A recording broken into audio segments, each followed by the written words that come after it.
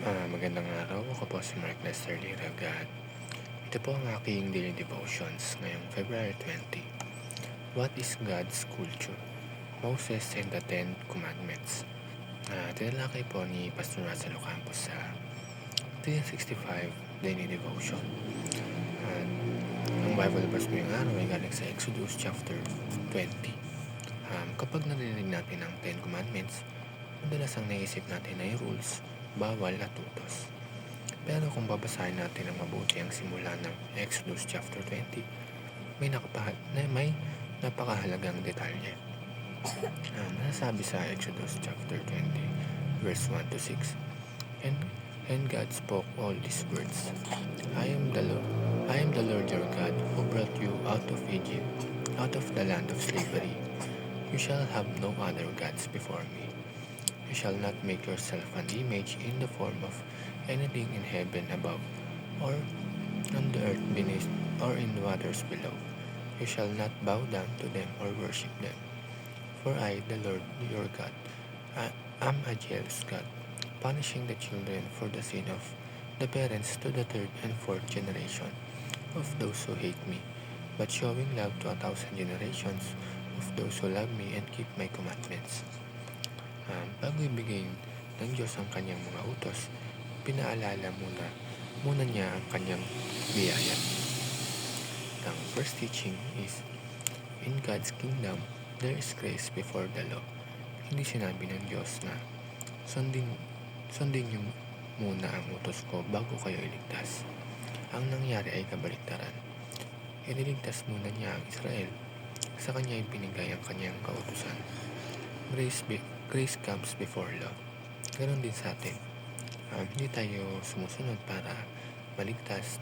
Tayo sumusunod dahil tayo ay naligtas na. Ang obedience ay response sa grace, hindi requirement para sa grace. Ang kultura ng Diyos ay hindi performance-based. Ito ay relationship-based. Ang second, in God's kingdom, there is a culture that loves God.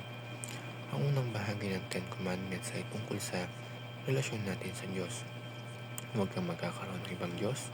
Huwag kang gagawa ng Diyos-Diyosan. Huwag mong babanggitin ang pangalan ng Diyos ng walang kabuluhan. Alalahanin ang Sabat. Ang kultura ng Diyos ay kultura ng pagsamba at pag-ibig sa Kanya. Hindi lang ito tungkol sa pagsunod sa rules. Ito ay tungkol sa puso na nakatuon sa Diyos. Kapag mahal mo ang Diyos, hindi mabigat ang pagsunod. Ang last teaching, in God's kingdom, there is a culture that loves people. Ang natitirang commandments ay tungkol sa relasyon natin sa kapwa. Igalang ang magulang, huwag papatay, huwag mangangalunya, huwag magnanakaw, huwag magsinungaling, at huwag mag-iimbot.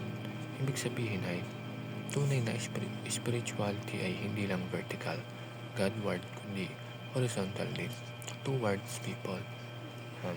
Hindi pwedeng sabihin mahal mo ang Diyos pero sinasaktan mo ang kapwa. At hindi rin pwedeng mahal mo ang kapwa mo pero sinasaktan mo ang Diyos. Ang kultura ng Diyos ay kultura ng pag-ibig sa Diyos at sa tao.